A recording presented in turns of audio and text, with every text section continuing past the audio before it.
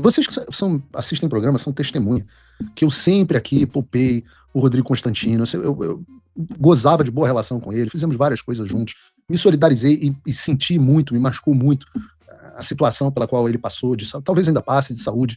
Nos bastidores da direita, uma nova polêmica tomou conta do X, Twitter. Paulo Figueiredo e Rodrigo Constantino voltaram a protagonizar uma troca intensa de críticas públicas. Os dois não recuam e seguem alimentando o conflito diante dos seguidores. O clima tenso já levanta preocupações entre aliados que temem impactos negativos na articulação política e possíveis reflexos na campanha de Flávio Bolsonaro. Foi a postagem que o Constantino fez a meu respeito ontem. E eu nem vou tratar aqui com algum tipo de dignidade. Não dá nem para eu criar apelido, né? Porque depois que o Olavo criou Cocô Instantâneo, Rodrigo Constantino não tem, né, como eu superar o mestre. E do que eu tô falando aqui, se você não sabe? O Constantino pegou um vídeo meu aqui do Paulo Figueiredo Show, agradeço a audiência, dizer que eu me incomodo com o uso da palavra ataque, e realmente me incomodo, mas ao mesmo tempo, de uma forma muito hipócrita, eu estaria promovendo um expurgo da mesma forma que o Partido Comunista Chinês faz na direita. Eu vou ler o tweet dele para não ser impreciso aqui, eu não gosto de ser impreciso o que as pessoas dizem. Demorei a comentar isso, pois demorei a acreditar nisso. O que está acontecendo com essa turma? Até ontem, usar a palavra ataque era ser capacho de Moraes. Nunca disse que era ser capacho, disse que era absorver a cultura e se comportar como Moraes. Mas ele continua. Mas usar métodos chineses de expurgo é bom? No mais, eles não percebem que isso transmite a enorme fragilidade da campanha do Flávio? Não. Esse nível de cobrança, ele coloca entre aspas, é diretamente proporcional ao nível de insegurança. Por fim, PF, Paulo Figueiredo, sequer é do PL, faz isso para agradar Eduardo. E vejam que, curiosamente, ele confirma o que eu estou dizendo. Primeiro, na manipulação das palavras, que é a substituição, eu já disse, é um truque semântico, onde você substitui o significado real de um termo por algo completamente distinto e deslocado, não só da substância, mas da proporção das coisas. Então não é só mais a substituição explícita de termos críticas por ataques, ou como o Alexandre de Moraes acabou de usar, agressões. Agora, o processo de vitimização chegou a um patamar histérico, onde é necessário ir além. É necessário chamar as críticas de expurgos. E eu só posso crer aqui que Rodrigo Constantino tem enlouquecido. Aliás, ele está dando todos os sinais. Está com privação de sono, está com comportamento errático e está com perda completa de conexão com a realidade e com o senso das proporções.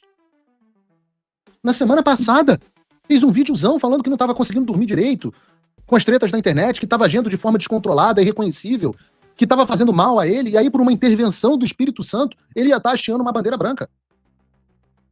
Eu fiquei feliz, ele voltou a me responder no WhatsApp, eu sempre o procurei diretamente, me desbloqueou no X, eu reiterei a ele mensagem que nós não somos inimigos, repostei o vídeo dele com elogios, dizendo que, bandeira branca também da minha parte, poxa, que o amor venceu, né?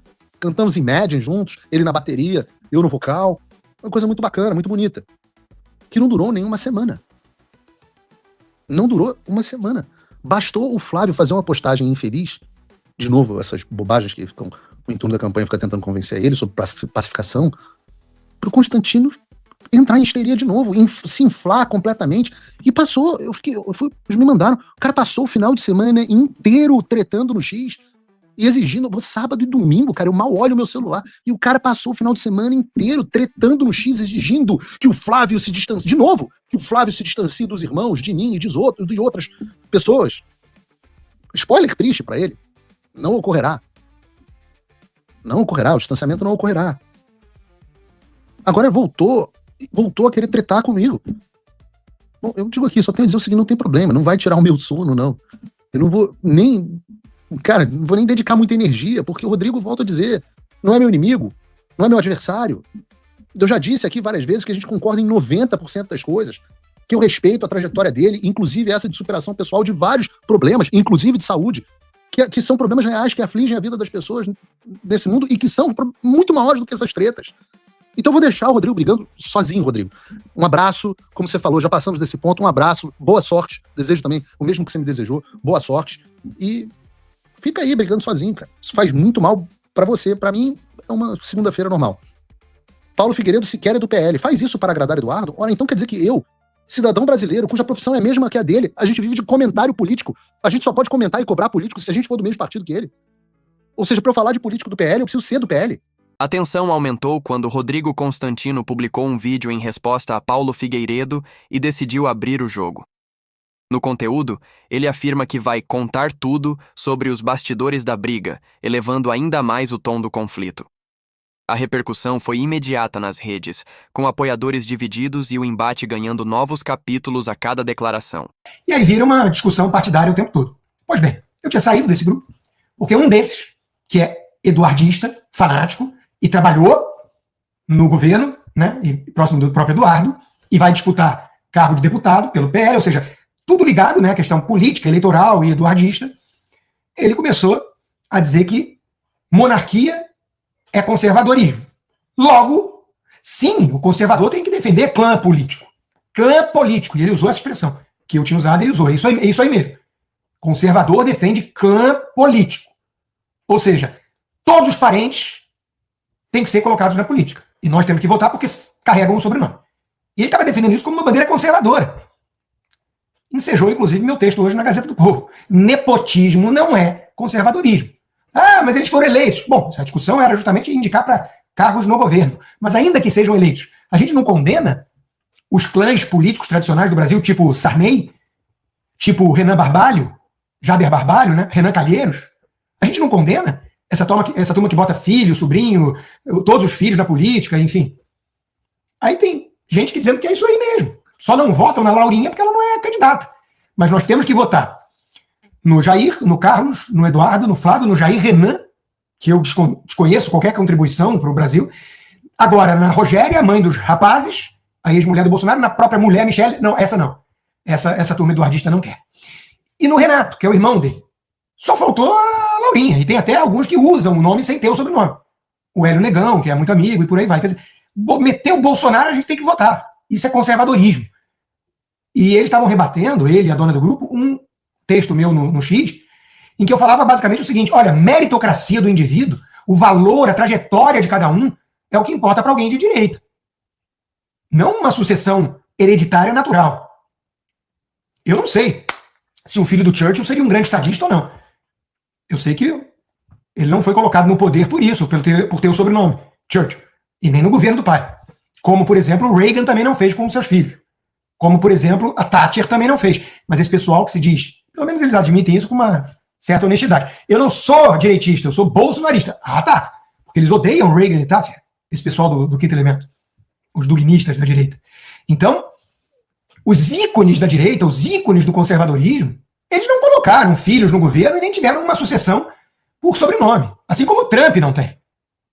O Eric, o Trump Jr. e companhia, eles não são os cotados para participar das próximas eleições no lado republicano, e sim o Marco Rubio, o J.D. Vance. Chama-se mérito individual.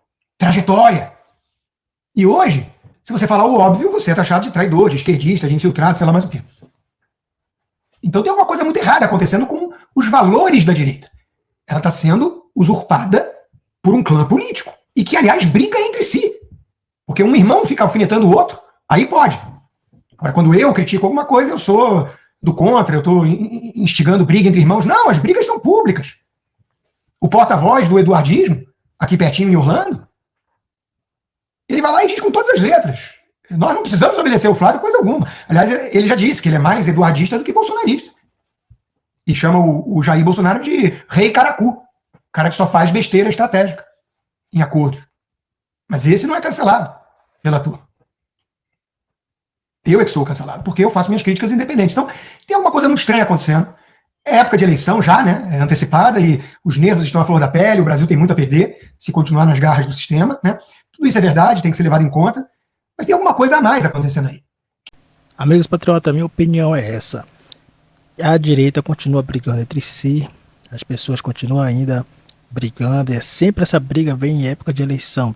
Pode ver, ano de eleição é o ano que a direita mais briga. Isso aconteceu em 2022, por isso Bolsonaro perdeu as eleições, tá? O pessoal coloca muita culpa em fraude e tal, beleza. Mas se teve fraude, né? Teve aí algumas, mas não é como já um especialista técnico já informática disse, que mesmo que tenha alguma manipulação, não é o suficiente quando o voto é grande para um candidato só. Em 2022, a direita continuou brigando, continuou se dividindo, cada um querendo protagonismo, cada um puxando para o seu lado a sardinha, né? Cada um querendo que o seu candidato fosse eleito. E isso aconteceu em 2022 e Bolsonaro acabou perdendo. Essa divisão aí acabou prejudicando o Bolsonaro, o que está acontecendo novamente. Sem brincadeira nenhuma, o que eu vejo é que Paulo Figueiredo, Eduardo Bolsonaro e Alan dos Santos, principalmente o Paulo Figueiredo, né, que anda sempre com o Eduardo Bolsonaro, eles não aceitam nenhuma crítica, né, contra ao que o Rodrigo Constantino fala, que é o clã do Bolsonaro, isso mesmo, o clã bolsonarista. Eu vou dizer isso, clã bolsonarista, porque, gente, olha só, vocês aí que acompanham, que são patriotas, vocês criticam muito o Jair Barbalho, né, por ele fazer a dinastia dele com o Helder Barbalho. Agora tem um neto do Jair Barbalho também que está aí como candidato.